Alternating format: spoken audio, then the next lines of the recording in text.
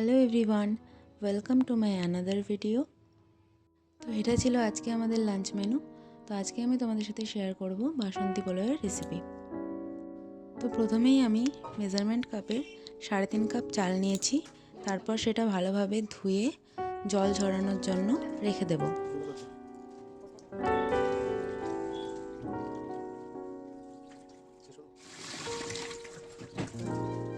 এবার একটা ঝুড়িতে করে নিয়ে আমি জল ঝরানোর জন্য রেখে দিচ্ছি।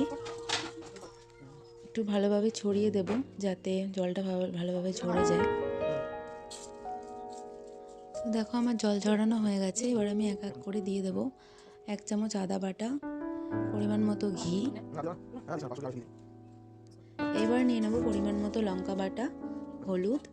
এই সমস্তটা দিয়ে এবার ভালো করে মাখিয়ে নেব। মাখিয়ে আমি কিছুক্ষণের জন্য এটাকে রেখে দিচ্ছি।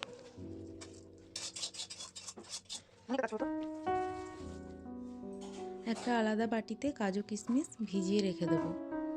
এরপর কড়াইয়ে ঘি আর সাদা তেল গরম করে একসাথে গোটা গরম মশলা আর তেজপাতা দিয়ে কিছুক্ষণ নাড়াচাড়া করে এরপর আমি কাজু কিশমিশগুলো দিয়ে দেবো। কাজু কিশমিশ দিয়ে একটু নাড়াচাড়া করে হালকা যখন ব্রাউনিশ হয়ে যাবে তখন আমি যে চালটা আমি এতক্ষণ রেখেছিলাম তো মাখিয়ে, তো সেটা আমি দিয়ে দেবো। চাল দেওয়ার পর এরপর আমি এবার সবটাকে ভালোভাবে ভেজে নেব। ভাজা হয়ে গেলে এরপরে আমি এর মধ্যে জল দিয়ে দেবো। এতে আমি গরম জল ব্যবহার করছি।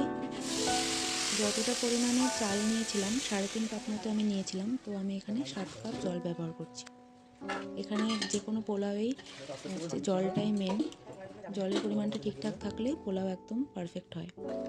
এবার এতে আমি পরিমাণ মতো লবণ আর চিনি দিয়ে দেব। দিয়ে কিছুক্ষণের জন্য ঢাকা দিয়ে এটাকে হতে দেব।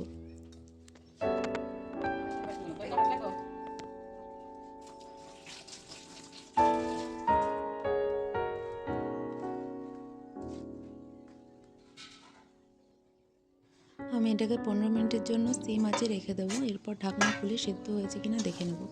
সেদ্ধ হয়ে গেলে ওপর থেকে অল্প করে ঘি ছড়িয়ে নামিয়ে নিলে একদম রেডি বাসন্তী পোলাও। কেমন হয়েছে সবাই অবশ্যই জানাবেন। আর আমার চ্যানেলে নতুন হয়ে থাকলে অবশ্যই একটা সাবস্ক্রাইব করে দেবেন। Thank you for watching.